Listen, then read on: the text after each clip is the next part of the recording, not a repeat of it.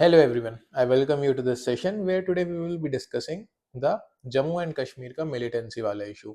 So please treat this not same as the insurgency issue which India was facing within its northeastern or the red corridor. वहाँ पे क्या था? वहाँ पे the insurgents, the people who were using violent means to protest against the state, they were Indians only, वो कोई foreign actors नहीं थे.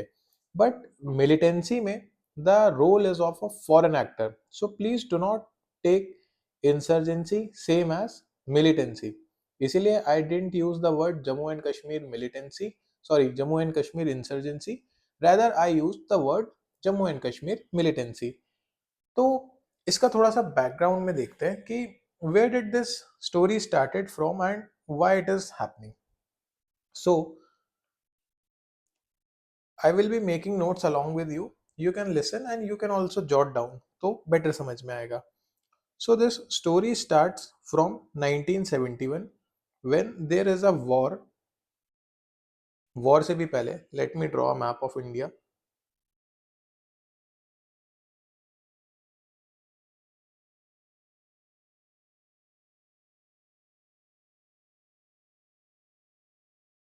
So this is a rough map of India.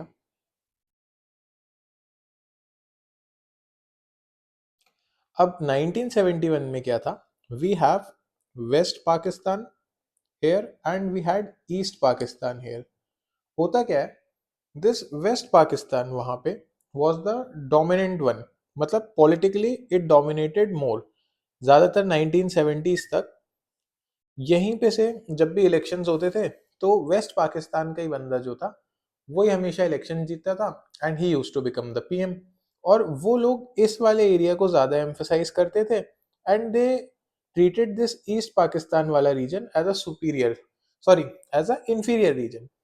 होता क्या है, 1970s के जो इलेक्शन होते हैं 1971 में, वहां पे फ्रॉम ईस्ट पाकिस्तान एक इंसान ही गेट इलेक्टेड और इतने मेजॉरिटी में उनको वोट्स मिलते हैं कि ये ऑलमोस्ट कंफर्म हो जाता है कि this time the PM will be from east Pakistan. अब ईस्ट पाकिस्तान से पीएम बनेगा, ये चीज वेस्ट पाकिस्तान को कतई मंजूर नहीं थी. So what they did is, वहां पे पाकिस्तान में डेमोक्रेसी तो बस चाय टोस्ट के लिए आती है कभी कभी नाश्ते पे. बाकी जनरली उनका ऐसा ही है कि जब भी कोई भी कुछ भी क्राइसिस होता है सबसे पहले वहां पे मिलिट्री को हो जाता है. मिलिट्री का बंदा आएगा and it will he will take over. ऐसे बहुत सारे एग्जांपल्स आप देखते रहते हो, अभी रिसेंट में भी एक हुआ था. सो यहाँ पे क्या किया, यहाँ पे the military was sent to East Pakistan ताकि ये इंसान पीएम ना बन पाए. तो इस इंसान को पीएम नहीं बनने देना था, so there were protest going on. इस प्रोटेस्ट को सप्रेस करने के लिए the military came in. And when the military came in, it is one of the most unfortunate events of the history. इससे ज्यादा ह्यूमन राइट वायलेशन और इतना inhumane behaviour of a state's armed force with its own citizen, मतलब massive thousands of rapes were done by the military officials. ये सब हुआ. When all this was happening, India saw an opportunity. उस time पे our PM Indira Gandhi ji and Sam Manekshaw ji, they decided कि यार इसमें we need to interfere. And very strategically उन्होंने उसका टाइम चूज किया कि जून जुलाई में मॉनसून की वजह से हमें दिक्कत होगी, so let us not attack that time, let's wait till December. दिसंबर में क्या होगा, दिसंबर में जो हिमालयन रेंजेस है ना यहाँ पे, तो यहाँ पे बर्फ जम जाएगी. So if even China wants to interfere, तो because of this ice laden track China के टैंक्स या चाइना की आर्मी हेल्प नहीं कर पाएगी पाकिस्तान को, and various other factors. So that was a brilliant move. तो इंडिया इसमें इन्वॉल्व होता है एंड इंडिया, आप यकीन नहीं मानोगे, it took only 16 days with a brilliant military strategy and obviously the bravery of our Indian army. It took 16 days for the Indian army to make the Pakistan, this West Pakistan वाली जो army है, to make it surrender. अब this Pakistan army का जो chief है, the chief with his 1 lakh soldier surrenders in front of Indian army. This is the capability of our Indian army. तो इसमें क्या हुआ, यहाँ पे फिर हमने बांग्लादेश को लिबरेट करवा दिया 1971 में. अब what did Pakistan as a Pakistani administrator, what, how you will see this? यार you will obviously think like कि इंडिया से मैं वॉर लड़ रहा हूँ, ठीक है, इंडिया से मैंने 1965 में लड़ा, मैं वहां पे हारा हूँ, मैं कहीं पे इनसे वॉर नहीं जीत पा रहा हूँ. 1971 में हुआ, यहाँ इनको 16 दिन लगे मेरी 1 लाख की आर्मी को हरा देने में, मुझे सरेंडर करना पड़ गया. तो अब पाकिस्तान के ऊपर बड़ा प्रेशर था कि यार क्या करा जाए. तो एक चीज इन रिजल्ट से पाकिस्तान को ये क्लियर थी कि यूनिफॉर्म बैटल में, यूनिफॉर्म बैटल मतलब जैसे एक तरफ इंडिया की आर्मी अपना फॉर्मेशन बना के खड़ी है यूनिफॉर्म में और एक तरफ पाकिस्तान की आर्मी खड़ी हुई है, तो इस वाले बैटल में तो ये जीत ही नहीं सकते Pakistani. They are, they were 100 and 1000% sure of this कि यार यूनिफॉर्म कॉन्फ्लिक्ट इंडिया से कैनॉट बी वन. तो अब क्या किया जाए, इनसे यूनिफॉर्म फेस टू फेस लड़ना, मैन ऑन मैन लड़ना, ये तो पॉसिबल नहीं है, हमारे देश के बस की बात नहीं है, तो हम ये नहीं कर सकते. तो उसी टाइम पे एक लीडर पाकिस्तान के, he was basically the PM of that time. PM भी क्या थे, वही चाय पीती डेमोक्रेसी है, सिर्फ ब्रेकफास्ट वाले टाइम आती है थोड़ी देर के लिए. वहाँ के जो पीएम थे, मिलिट्री को होता है एंड जो आर्मी के जो भी इनके मेन चीफ रहते हैं वो खुद को पूरी पावर्स ले लेते हैं, वहाँ के पीएम वीएम को जेल भेज देते हैं एंड देन खुद पीएम बन जाते हैं. तो उस टाइम ये काम एक इंसान ने किया एंड ही वॉज जियाउल हक. ये पाकिस्तान की पूरी हिस्ट्री में आप देखेंगे, this has been the trend कि एक मिलिट्री लीडर आएगा एंड देन वो डेमोक्रेसी को बोलेगा कि it's a joke to me, and वहां पे है भी, और वो खुद अपने पास सारे पावर्स लेगा and he will start ruling the country और धीरे से वो पीएम बन जाएगा.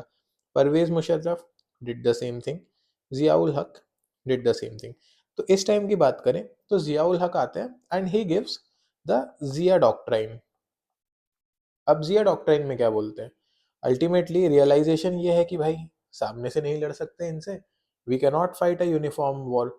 तो ये महान एक तुच्छ सी स्ट्रैटेजी निकालते हैं that we will bleed India 1000 cuts.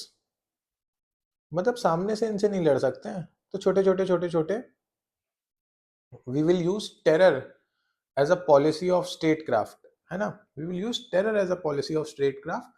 और कहीं पे जम्मू में, कहीं पे नियर द पंजाब बॉर्डर्स कुछ कुछ मिलिटेंसी करते रहेंगे. तो ठीक है, तो इन्होंने ये हुआ.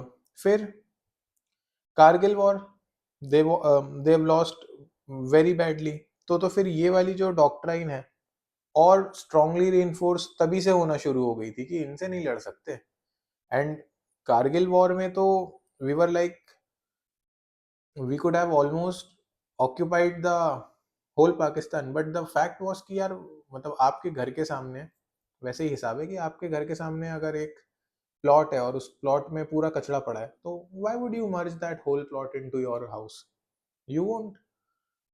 But never the part, Kargil war के बाद तो ये वाली जो डॉक्ट्राइन है पोस्ट कारगिल वॉर, ये और स्ट्रांगली रीइंफोर्स हुई, क्योंकि now they are 100% top to bottom sure that you can't win against India. You are incapable to win against India. So आप क्या कर सकते हो? You need to reinforce the terror policy. Reinforcement of terror policy. क्या आप यही करो, लोगों को मैनिपुलेट करो and then send them to your neighborhood and do whatever they did. So अब आप ये देखो, अब ऐसा ये लोग करते क्यों हैं? Why do they do this thing? मतलब क्या मजा आ रहा है? इफ द पॉलिटिकल लीडरशिप से, वहाँ की जो पॉलिटिकल लीडरशिप है उससे हमारी political leadership, if it is involve in dialogues and negotiation, then उन लोगों को ऐसा क्यों है कि वो करना है, उनकी भी मैं मजबूरी बताता हूँ आपको। जिस टाइम, देखिए 1947 पाकिस्तान बना, अब सेपरेशन हो गया। सिनेरियो क्या है इस टाइम पे पाकिस्तान का, कि आपके एक तरफ पे you have a country Afghanistan, आपके एक तरफ आप हैं, एंड आपके दूसरे तरफ यू हैव इंडिया। चाइना से आपका डायरेक्ट बॉर्डर है नहीं कोई, और होता भी तो China is kind of ally to you. और उस टाइम पे 1947 पे this Afghanistan wasn't a threat. आज तो है, बट उस टाइम पे ये बहुत बड़ा थ्रेट, बहुत बड़ा क्या, थ्रेट ही नहीं था। एंड इंडिया तो एक पीसफुल नेशन है, उसने कुछ लेना देना नहीं है। वाई, मतलब हम लोग क्यों कचड़ा भरेंगे अपने घर में, तो हमें तो उस कचड़े वाले प्लॉट से कोई लेना देना नहीं है। अब ये सिनेरियो है। लेकिन अब इस सिनेरियो के साथ आप एक ये सिनेरियो इमेजिन करो कि जब इंडिया का, this is Pakistan and this is India, जब 1947 में पार्टीशन होता है, so what is the population percentage.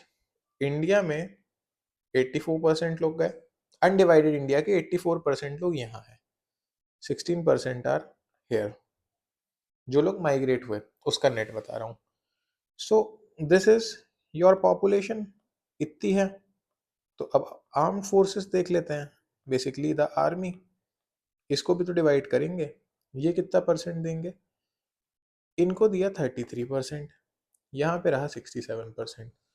So for a small population of 16%, 33% army की क्या जरूरत है, when you have two neighbours, a very friendly Afghanistan with no threat and a very peaceful India, जिसको आपसे कोई लेना देना नहीं है, हम क्या करेंगे कचड़े का।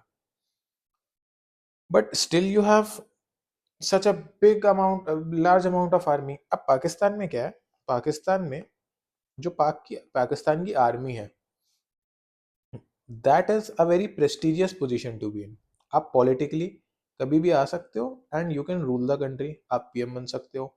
वहां के इलेक्ट्रिसिटी बोर्ड से लेके वाटर बोर्ड से लेके सारी पोजीशंस पे, on all the important position जहां से भी कमाई हो सकती है कैसे भी, यही लोग हैं, आर्मी के ही लोग मिलेंगे वहां पे आपको। Then you have economic benefits, as a proportion of tax army को बहुत कम टैक्स देने रहते हैं with respect to civilian. And इस तरह की बहुत सारी आर्मी के पास, they have many prestigious benefits of being the arm forces. अब सिविलियंस यहाँ के हैं परेशान इस चीज से, यार हर जगह पे ये लोग डोमिनेट कर रहे हैं, हर गवर्नमेंट बॉडी में, हर गवर्नमेंट ऑफिस में इन लोगों का डोमिनेशन है, टैक्स भी ये कम दे रहे हैं, then they are not behaving very well with us also, and democracy तो is a stand up comedy show उनके लिए। तो the civilians were also fed up of this army. अब इतनी बड़ी army for just 16% of population, you are getting 33%, you are getting 33% army, और उसको भी इतने प्रेस्टीज है। तो ये जो सिविलियंस है ना, दे गॉट ट्रिगर्ड, यार ये तो मतलब सही चीज नहीं है, it is kind of injustice to us, हमारे टैक्स पे ये लोग पूरी ऐश काट रहे हैं और कुछ कर भी नहीं रहे। तो अब आर्मी जो इतनी बड़ी है, जिसको इतने बेनिफिट्स मिल रहे हैं, अब अगर ये इन सिविलियंस की डिमांड सुने, तो यार ये आर्मी अपने खुद के नंबर कम कर ले, डिसमेंटल करो थोड़ा सा, क्योंकि आपने जितने भी लोग यहाँ इंडिया बॉर्डर पे खड़े कर रखे हैं, आप उन लोगों, उनका आधा भी डिप्लॉय कर दोगे तो your Afghanistan border is safe. So you don't need that much amount of army. India ने वैसे ही कचड़ा नहीं उठाना है वहां से, तो you don't have any threat from this side. But what about the Prestige, इतनी बड़ी आर्मी है, इनके पॉलिटिकल गोल्स की हर कभी हम ही आके पीएम बन जाए, ये तभी पूरे होंगे जब इनका डोमिनेशन रहेगा। अब इनको अपना डोमिनेशन, इनको बेसिकली अब इनके एग्जिस्टेंस पे आ गई थी बात, कि इनको अपना एग्जिस्टेंस वो करवाना है, मतलब इनको अपना एग्जिस्टेंस ऐसा पोर्ट्रे करना है कि बहुत जरूरी है होना. तो टू काम this civil not civilized but to calm this civilian population and to justify a need of large army, they have to create a perception. एक परसेप्शन बनाना पड़ेगा कि यार इंडिया इज अ थ्रेट. अब ये जब आप परसेप्शन बनाओगे ना कि India is equals to threat, तो आपका सिविलियन बोलेगा नहीं ठीक है भाई, आर्मी और बढ़ाओ, जीडीपी पे एजुकेशन पे 0% एक्सपेंडिचर दो, हेल्थ पे 0% एक्सपेंडिचर दो, हम अनपढ़ गवार देश ठीक है बट आर्मी आप बढ़ाओ क्योंकि इंडिया से खतरा है. And we don't have anything to do with that garbage trash. So nevertheless, अब ये परसेप्शन बनाने के लिए कुछ दिखाना पड़ेगा कि यार इंडिया से खतरा क्यों है. तो इसके लिए यू कीप प्रोवोकिंग इंडिया. आप इंडिया को प्रोवोक कीजिए. So when you will provoke India, so you will send your terrorist and they will do some militancy, they'll kill some people and then India will retaliate. तब जब India retaliate करेगा, when India will, after your provocation, when India will register its involvation, तब आप अपने देश में बता देना कि ये देखो इंडियन आर्मी ने वहां पे फायरिंग कर दिया, आर्टिलरी चला दी, कुछ कर दिया. So we need this thing, we need a big army. तो ये आपके खुद की जनता भी शांत हो जाएगी कि हाँ नहीं बात तो ठीक है, we need army, we need a bigger army, India is a threat. पर उनको ये प्रोवोकिंग वाला नेचर दिखता नहीं है कि पहले किसने शुरू किया. So India was dealing with this situation. 1947 से हम थोड़ा और आगे आ गए. India is dealing with this situation. अब to deal with this situation India had two options. मतलब दो स्ट्रैटेजी हो सकती हैं इसकी. And these can be also categorized as two phases. एक is the one phase is pre 2014 and the one is post 2014. Major changes हैं इसलिए 2014 को एज अ वाटरशेड इवेंट लेते हैं. 2014 से पहले द ऐसा नहीं है कि 2014 से पहले what we were doing was something like कि हमें उनसे डर लगता है या we were not efficient. That was also brilliant strategy. And post 2014 also we have used a brilliant strategy. दोनों ही चीजें ठीक थी. प्री 2014 हम लोग क्या करते थे कि इंडिया को दिख रहा है कि इन लोगों को सिर्फ एक परसेप्शन क्रिएट करना है अपने लोगों में, खुद की आर्मी की एग्जिस्टेंस मेंटेन करके रखने के लिए, इसलिए जबरदस्ती प्रोवोक कर रहा है. when they are provoking us unnecessarily, so what India followed the strategy of, it is known as strategic restraint. यार ये हमें पता है फालतू के लिए प्रोवोक कर रहे हैं, इनके साथ डायरेक्ट आर्म कॉन्फ्लिक्ट में मत आओ. कि if they are sending some of their terrorist to India, you don't kind of wage a mini war against them. मतलब आप अपनी मिलिट्री को मत इन्वॉल्व कर दीजिए कि आ जाओ फ्रंट पे लड़ लेते हैं, क्योंकि वहां वो लड़ेंगे नहीं. दे वेरी वेल नो कि औकात के बाहर है. सो दे वोंट फाइट देयर. तो आप क्या करेंगे, यही छोटी छोटी चीजें करते रहेंगे. सो इंडिया क्या करती है उसके बदले कि मिलिट्री फ्रंट पे नहीं लड़ते हैं, let us use our intelligence, I mean intelligence forces जो है हमारी, उनको यूज करते हैं.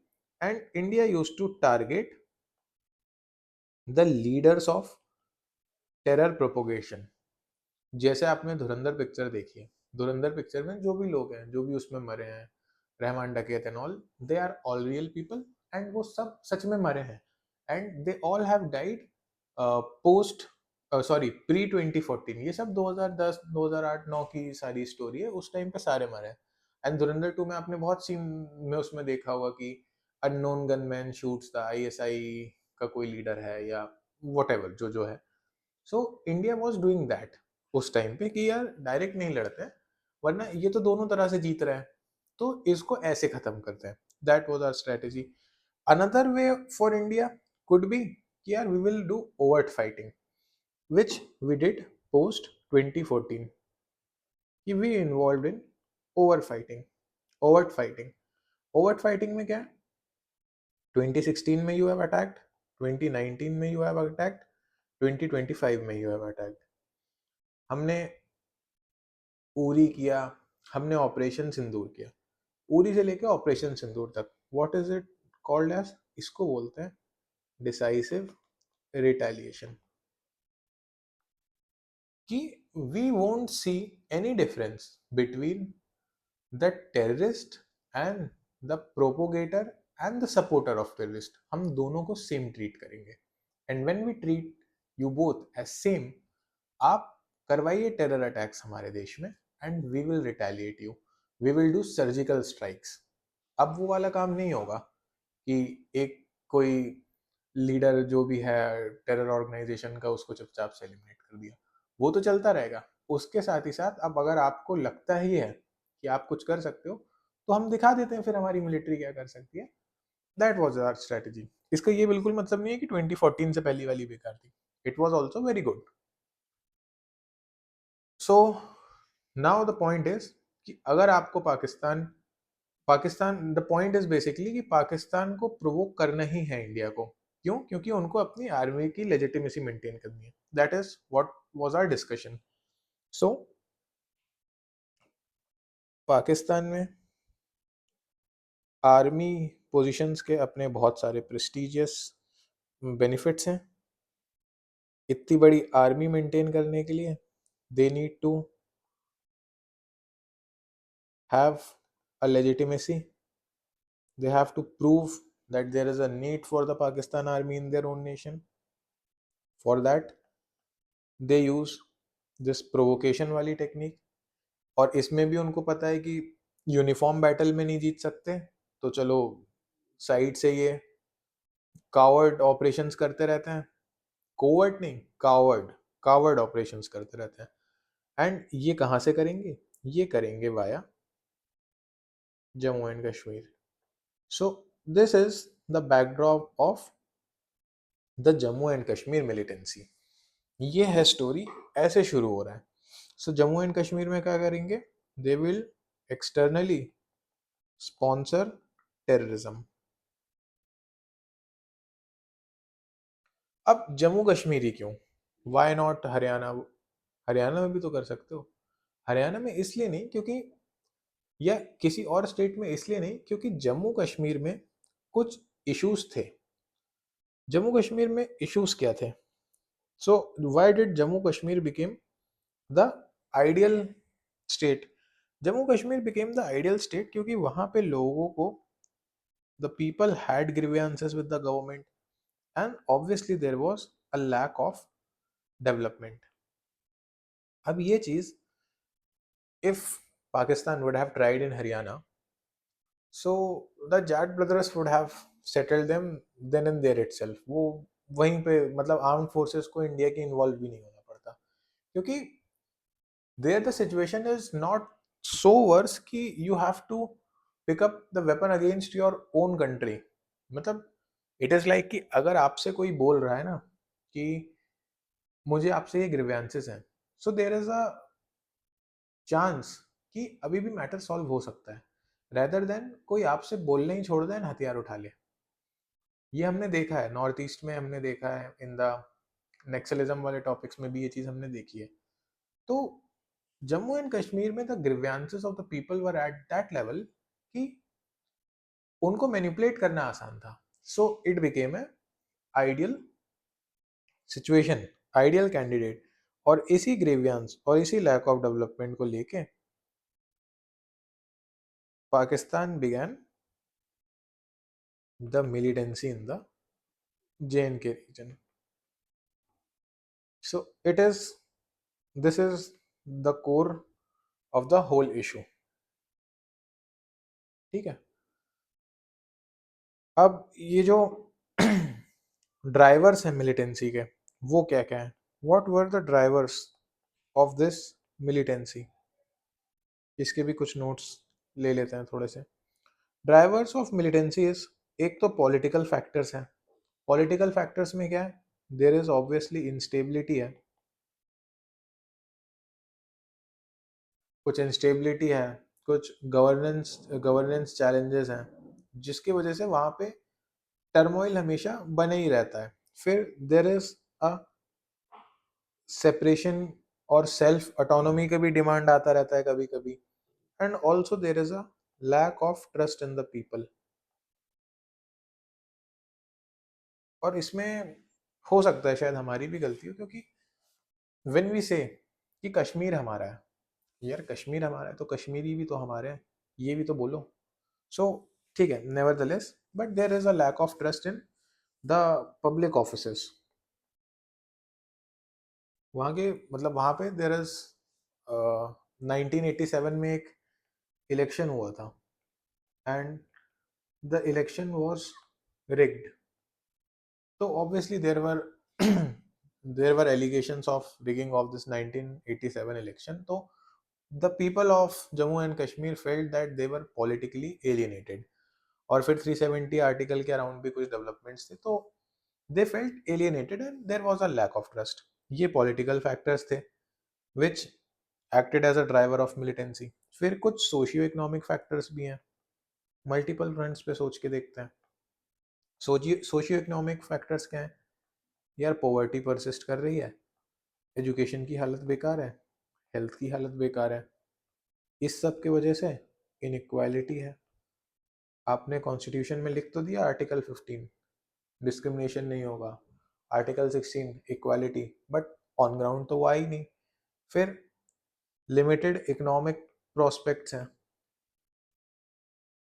बहुत ज़्यादा जॉब या बहुत ज़्यादा ग्रोथ अपॉर्चुनिटी नहीं है। क्योंकि क्या होता है, एक आर्मी चीफ थे एंड उनके एक इंटरव्यू में ही सेड कि जम्मू एंड कश्मीर की हवा में एक मायूसी सी है। And what he meant was कि आप जम्मू कश्मीर में जाओगे and you see everywhere, throughout the road, throughout the hills, throughout the markets, हर जगह ना एक टेंशन सा माहौल है। अब ये टेंस माहौल क्यों है? सॉरी, ये टेंस माहौल क्यों है? ये टेंस माहौल इसलिए है क्योंकि एवरीवेयर यू गो, हर 10 से 15 कदम पे यू विल फाइंड अ जवान standing with a automated rifle. अब ये चीज यू नो कि ये तो हमारे सिक्योरिटी के लिए अच्छी चीज है, but you imagine a position जब आप खुद को डाल के देखो कि आपका जहाँ पे घर है या what ever your movement is currently, आप जितना भी घर से मूव करते हो जहाँ भी जाते हो, उस पूरे रास्ते में कल से आपको सिर्फ आर्मी ही आर्मी दिखे। दो ऐसी कोई बहुत वायलेंट इवेंट हो नहीं रहा है, but they are just there for security purposes. तो एक टेंशन बना रहता है ना कि आज आपको फ्रीडम है, if you are living in the mainland India, UP में हो आप, राजस्थान में हो, एमपी में हो, दिल्ली में हो, यू हैव द फ्रीडम कि आज मेरा मन हुआ शाम को एंड मैं किसी भी जगह पे जा सकता हूँ, एंड मैं जो भी एक्टिविटी करना चाहूँ within the legal limits मैं वो कर सकता हूँ, and I can have some fun and I can be back. But वहाँ पे जब आप डेली देख रहे हो कि इतनी फोर्सेस लगी हुई हैं, so you are not really sure कि यार मैं यहाँ पे जाऊंगा और कुछ एक्सीडेंट नहीं हो जाए। तो देर is a tension in that valley. तो एक ऐसी कोई अगर जगह होगी, सो अगर कोई फॉरेन इन्वेस्टर है या कोई बड़ी कंपनी है, कोई बड़ा कॉरपोरेशन है, क्या वो वहाँ पे अपनी फैक्ट्री लगाना चाहेगा?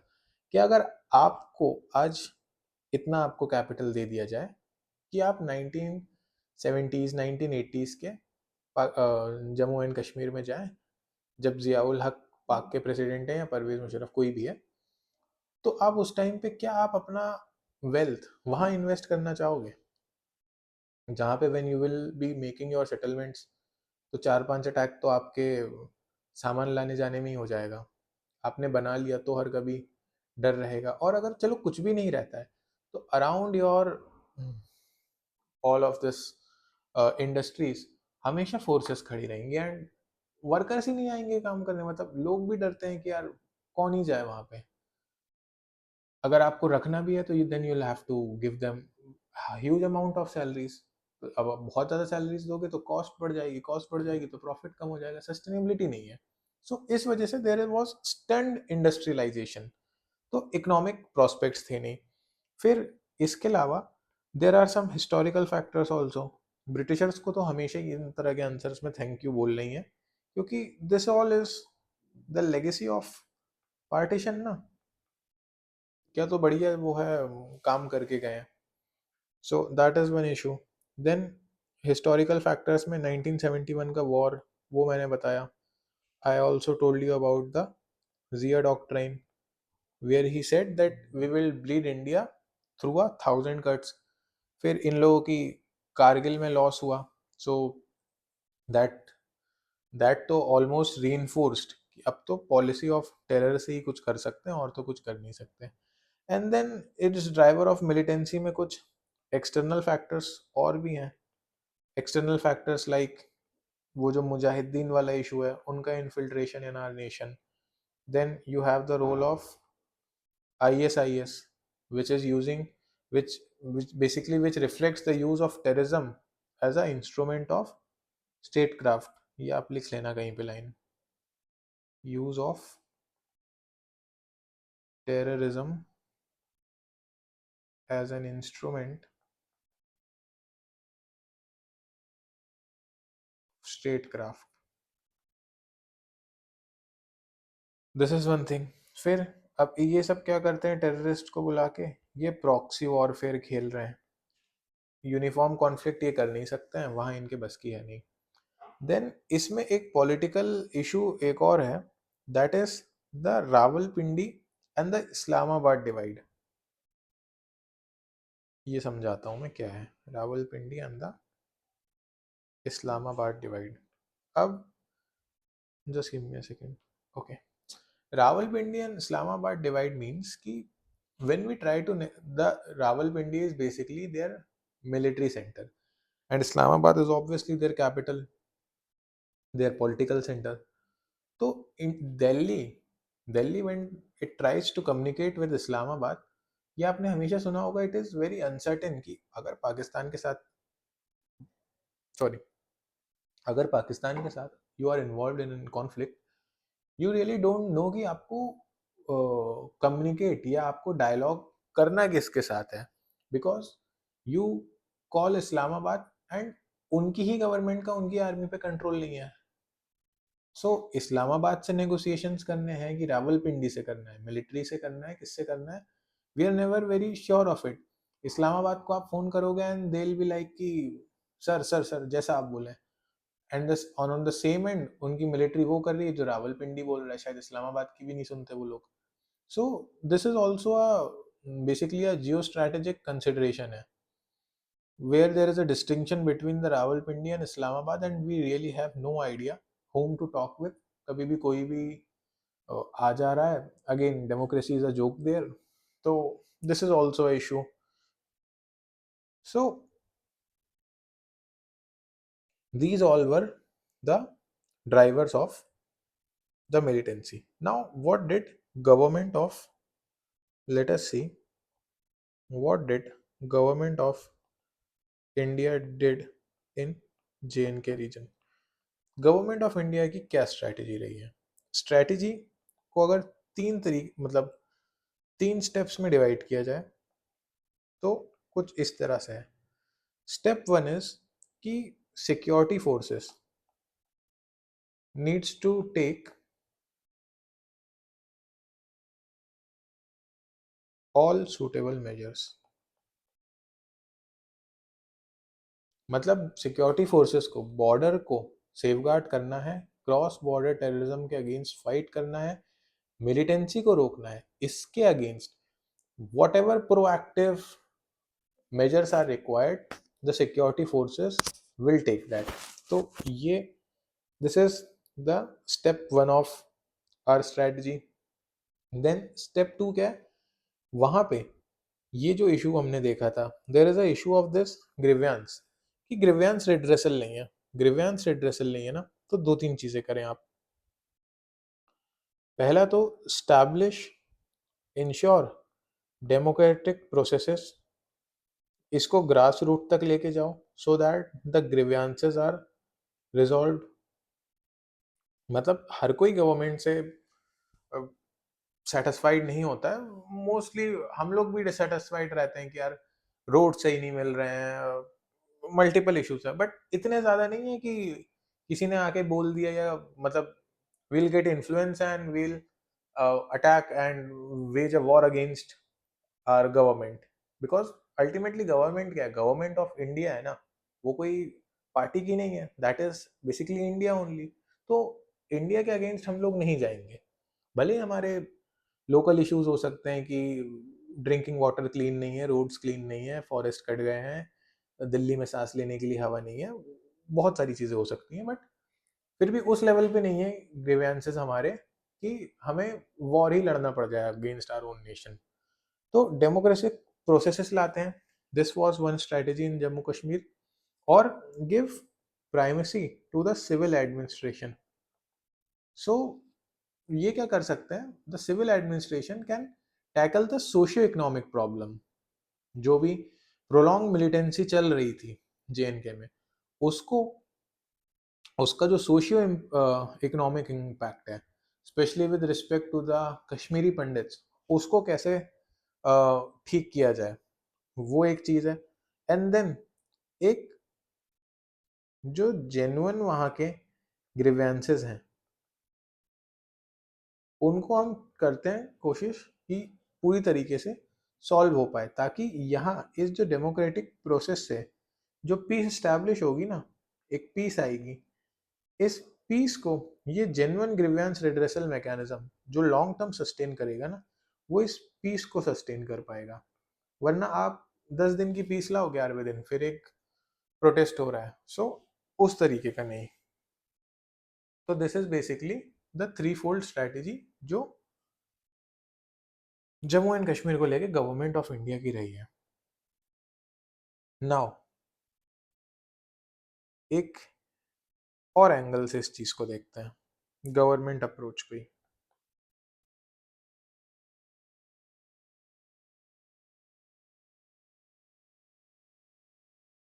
वैसे अगर इसमें तो कुछ अगर पॉइंट्स लिखने ही हो तो पॉइंट्स मैं बाद में बता दूंगा, पहले कुछ गवर्नमेंट अप्रोच से रिलेटेड भी एक छोटी मोटी मतलब थोड़ा सा कॉन्सेप्ट बिल्डिंग करते हैं। We had this removal of article 370। हमने प्री 2014 हमारी क्या स्ट्रैटेजी, क्या अप्रोच रही है, वो देखा। एंड पोस्ट 2014 क्या रही है। तो it is basically pre 2014 and post 2014, and I am discussing the decisive retaliation वाला पार्ट। स्ट्रैटेजिक रिस्ट्रेन वाला part we have already discussed, पूरी धुरंधर उसी पे बेस्ड थी, स्ट्रैटेजिक रिस्ट्रेन पे। हम आर्टिकल 370 रिमूव कर देते हैं। आर्टिकल 370 रिमूव करने के बाद there are unlock multiple prospects of economic growth. अब क्या होगा कि कश्मीर में, जम्मू एंड कश्मीर में, what were the issues, economic fronts पे इश्यूज थे। तो आप क्या करो, आप यहाँ पे स्कूल बनाओ, एजुकेशन दो, हॉस्पिटल्स बनाओ, हेल्थ दो, इंडस्ट्रीज लगाओ, जॉब्स दो, इकोनॉमिक ग्रोथ दो, the region will start prospering again. और हुआ भी है ये 2014 से, मतलब सॉरी, ये आर्टिकल 370 2019 में हमने इसको रिमूव किया। And then there was a 2024 supreme court judgement जिसमें उसको कॉन्स्टिट्यूशनल माना गया।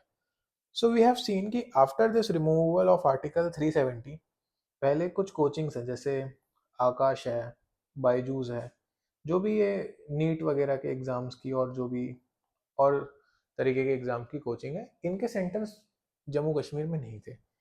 Post the removal of article 370 we have seen कि इनके सेंटर्स आने लगे हैं। अब जब ये आने लगे, so this education it is getting empowered. लोग यहाँ से नीट निकालेंगे, they will come into mainland India, doctors बनेंगे, लोग यहाँ से यूपीएससी क्रैक करेंगे, यूपीएससी के एग्जाम में अपेयर होंगे। So basically this overall this area has started seeing the development, और काफ़ी प्रोग्रेसफुल डेवलपमेंट है।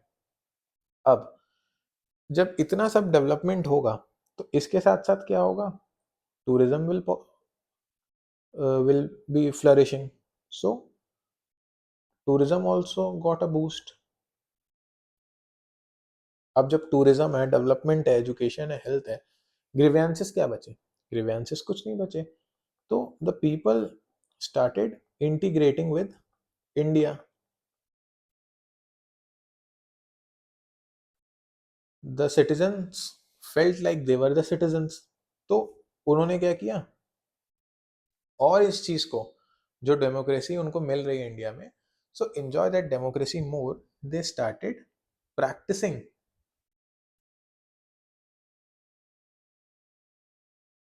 Democratic acts. जैसे कि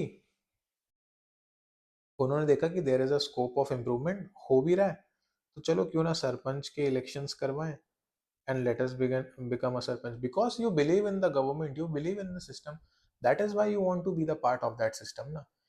When you were not believing in this system, you were not trying to become the sarpanch, you were getting influenced by the militant organization, कि या तो आप अपने देश के अगेंस्ट हथियार उठा लो, and if you are not doing, कई बार हम बोलने के लिए बहुत आसानी से बोल देते हैं कि there the people there are stone pelters. हो सकता है, अब मान लो एक मिलिटेंट आया, तो उसने बोला आपको जाके वहां पत्थर फेंकने हैं, and if your country is not able to provide, मतलब some due to some reason your country, you don't feel that trust, यार अगर मैं इस मिलिटेंट को मना कर दूंगा so I will be able to live securely, live safely, तो आप क्या करोगे?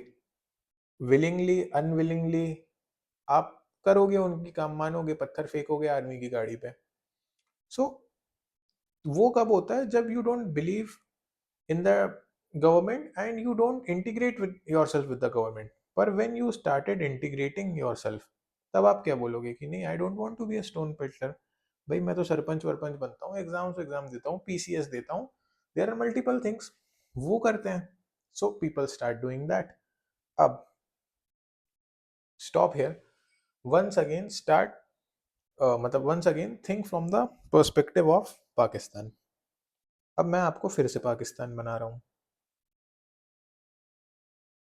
अब ये नहीं बोल सकता हूँ कि पाकिस्तान पीएम बना रहा हूँ या मिलिट्री बना रहा हूँ, जो भी है, बट वो नेशन बना रहा हूँ।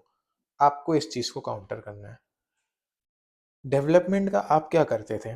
डेवलपमेंट, आप बेसिकली यू वांटेड कि वहाँ पे डेवलपमेंट्स ना हो, वहाँ स्कूल्स ना बने, वहाँ इंफ्रास्ट्रक्चर ना है। क्यों? क्योंकि वो आने लगा तो लेजिटिमेसी इंडियन गवर्नमेंट की ज़्यादा क्रिएट होगी and the people will start trusting them. तो what you used to do?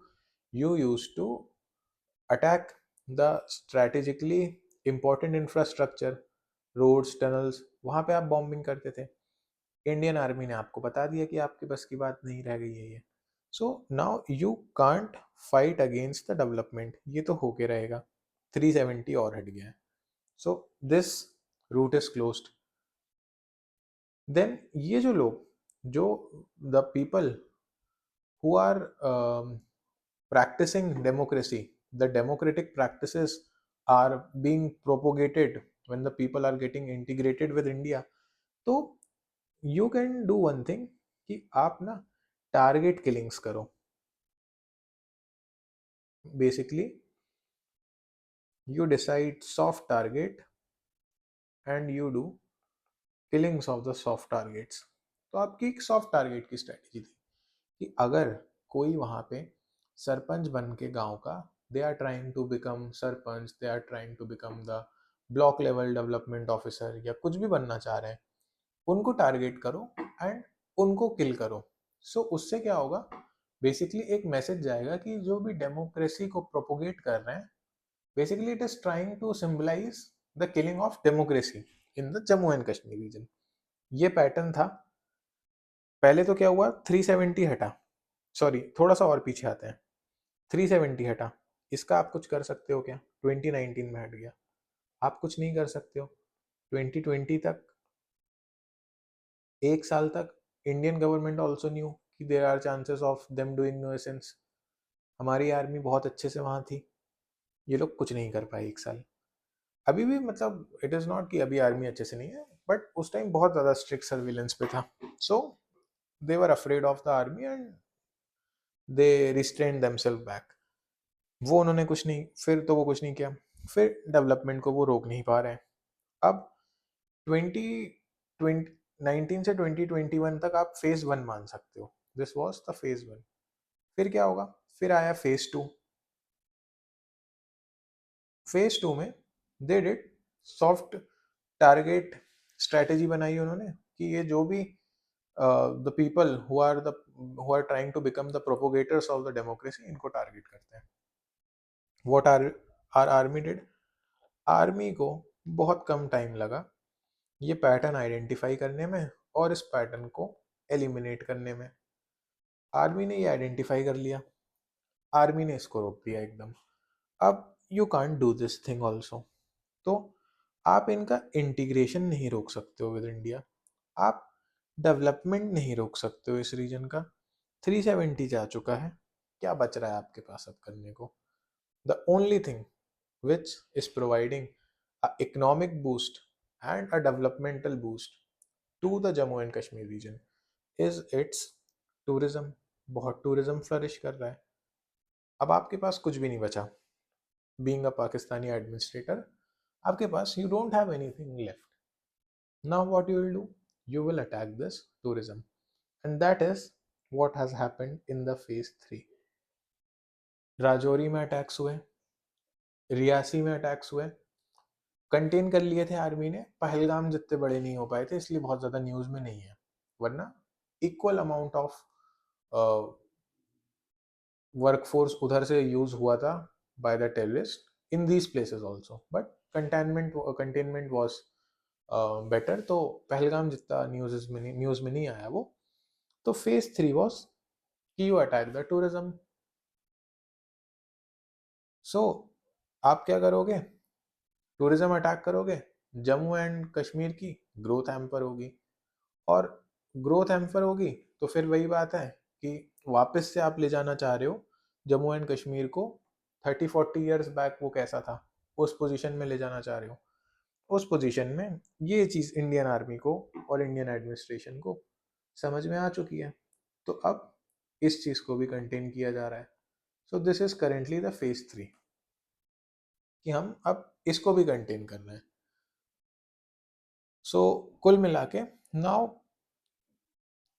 इस थ्री ये दिस थ्री फेज स्ट्रैटेजी, मतलब थ्री फेज स्ट्रैटेजी नहीं, ये जो 3 फेज चले आए हैं इसमें हमने देखा है कि फेज 1 में Pakistan had 4-5 options, then phase 2 में it was left with just 2 option, and now phase 3 में it is just left with 1 option, and ये भी ऑलमोस्ट कंटेन्ड है। So this has been the government approach post 2014 where we have did decisive retaliation. और इसमें भी ऐसा है कि ये जो फेज 3 चल रहा है, अब इसमें वो नहीं है कि आपने हमारे यहाँ पे अटैक किया तो we will find out which terrorist organisation was it and our intelligence officials will silently eliminate them, वो तो चलता ही रहेगा। But now you attack on my land and I will retaliate back through a surgical strike, through operation Sindoor. तो अब इस तरीके की चीज़ें होंगी। Now it is no more silent वाला चीज की, now there is no more strategic restraint, there will be decisive retaliation. अब वो आप वो जो ब्लैकमेल करते हो कि don't try that nuclear blackmail वाला चीज आपके पास है, हमारे पास भी है, and the PM is very clear about it. वो अपने मीम्स में कई, मतलब not on the memes but social media पे you must have seen that clip ना कि "हम्म, ये हमने दिवाली के लिए थोड़ी रखे हैं"। So that is the thing. अब एक बार कुछ रिमेनिंग इनिशिएटिव्स जो थोड़ा सा लिख सकते हैं हम, उनके बारे में बात कर लेते हैं। कुछ टेक्निकल जागरन्स जो यूज़ कर सकते हैं, जो वर्ड्स हम मेंशन कर सकते हैं। First is you can write about this village defence group scheme. What does this village defense group scheme talks about? It basically emphasizes on it focuses on the community participation in the security। तो इससे क्या होगा कि एक अब ultimately जो एक military personnel है, he knows the area very well, but वो एक जो चीज़ होती है ना कि लोकल आदमी knows the area better than anyone else. जैसे if you might have seen that web series Family Man Part 2, I think. So Part 2 or Part 1, I don't know, where Manoj Tiwari goes into one region of Jammu Kashmir where he was chasing one of the terrorists. तो वहाँ पे the local people knows, मतलब उसमें देखा होगा, the local people knows the nerves of that place, but army को या forces को उतने अच्छे से नहीं पता होगा.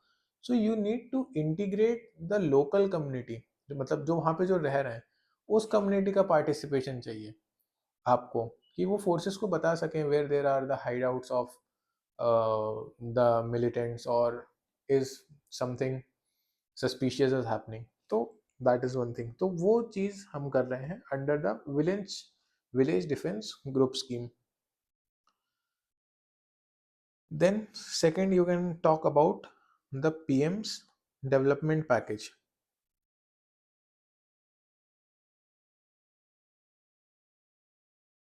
So this basically tries to promote development and strengthen the economic backwardness को eliminate करने पे ये काम करता है in the Jammu and Kashmir area.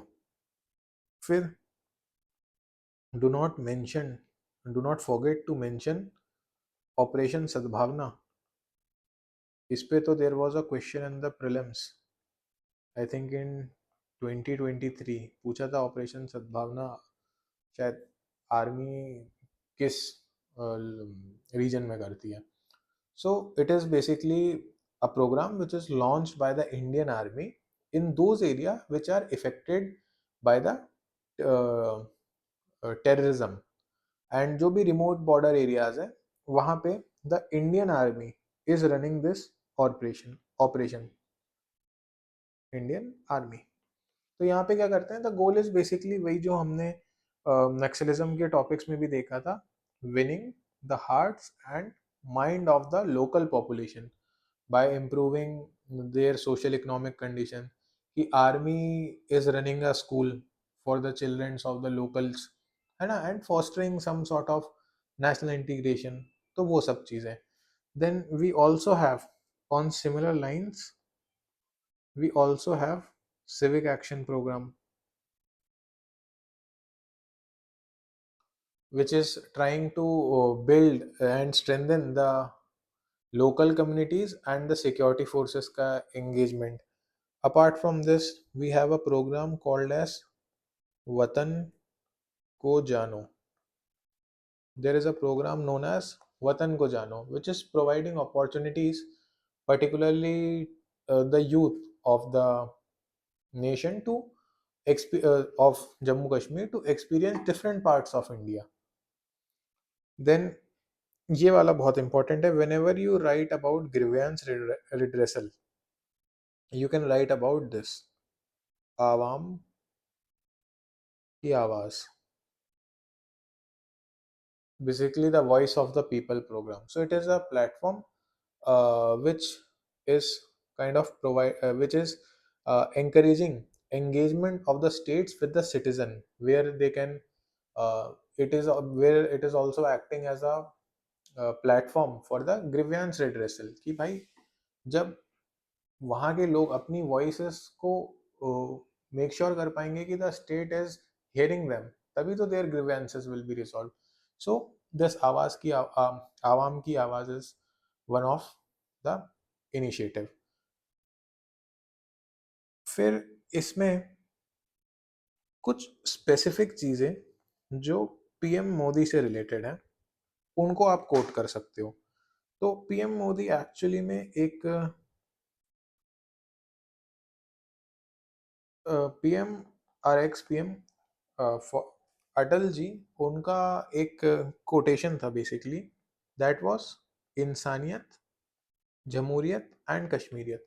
तो इस पे our PM Modi ji is also emphasizing a lot emphasizing a lot. So he is using this approach in the Jammu and Kashmir region.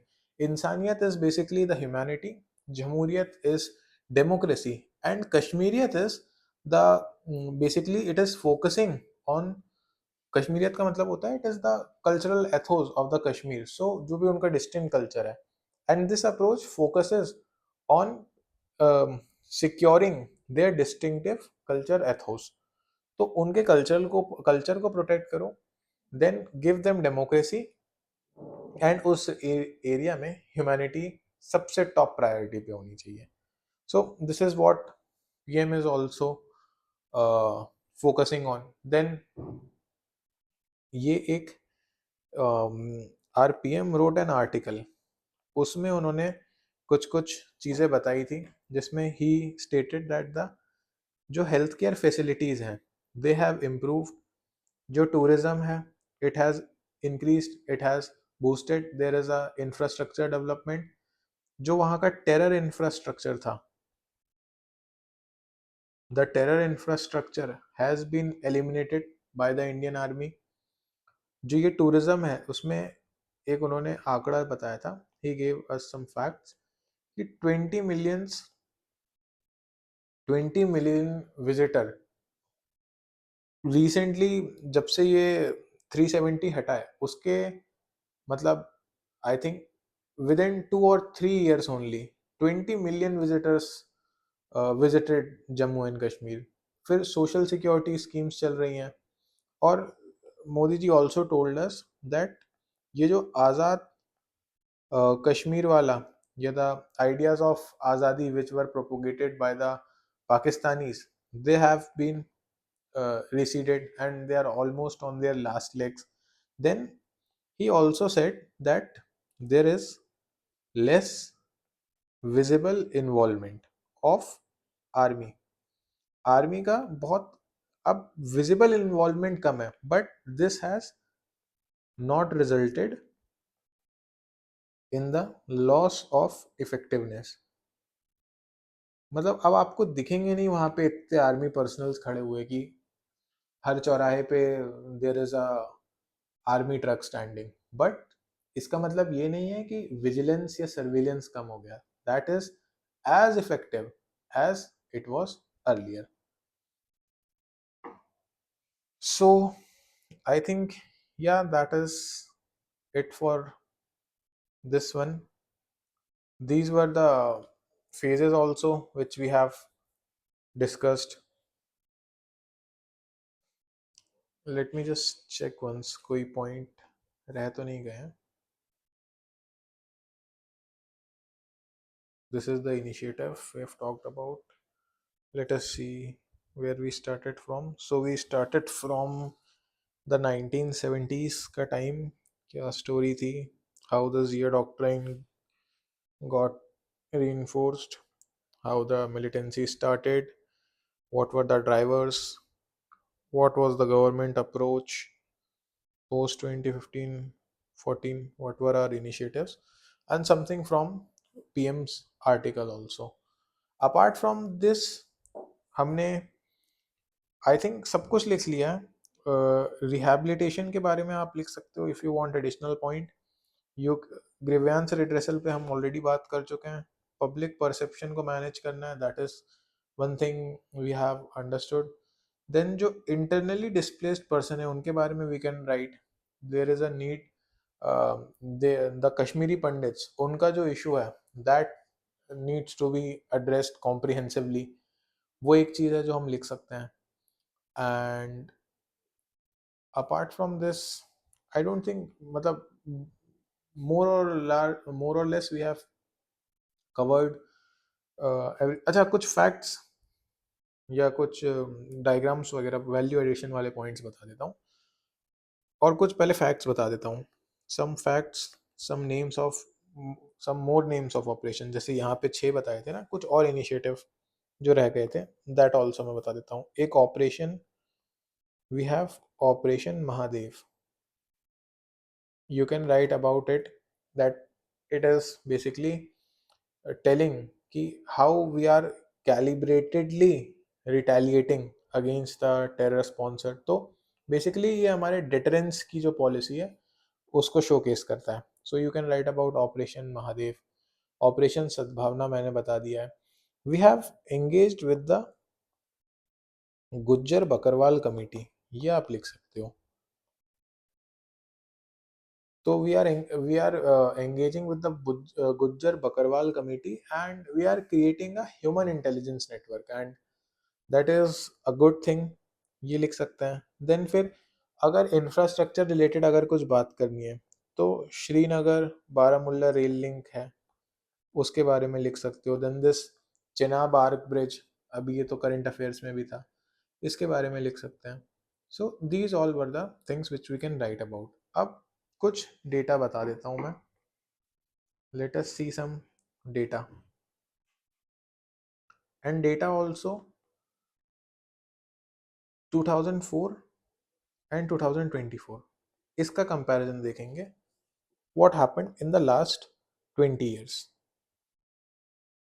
अब तो 26 हो गया, बट ठीक है, इतने पे देखते हैं. First is, late us see the civilian deaths which used to happen because of this terrorism and this militancy. So 2004 alone accounted for nearly 730 deaths, and 2024 में these were brought down to 25. So that is around 96 या 97% of decline in your civilian deaths. वैसे ही security personal का भी there are casualties वहाँ भी होती हैं. 2004 security personnels, 2004 में इट वाज अराउंड 400, एंड 2024 में इट इज़ अराउंड 30. सो इधर पे भी you have around 90% of decline. So this is the data which you can quote whenever you are writing about the improvements with respect to the Jammu and Kashmir region. Okay, I think so. By and large, we have seen what is happening, and the government response वगैरह भी उसमें हमने देख लिया. So yeah, that's it for this video. Thanks for watching.